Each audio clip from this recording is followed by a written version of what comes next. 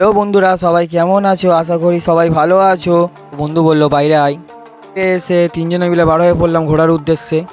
একটা বন্ধু বললো পুত্তির দিকে চ, তাই পুত্তির দিকে যাচ্ছি। পুত্তিতে চলে এলাম। বন্ধুটা গাড়ি পার্কিং করে দিল। পুত্তির মলে ঢুকছি কিছু কেনাকাটার জন্য। ভিতরে ঢুকে পড়েছি। ঢুকে আমি আমার বন্ধু তিনজনা মিলে ঘুরে দেখে নিলাম। তারপর 3টে দই নিয়ে নিলাম।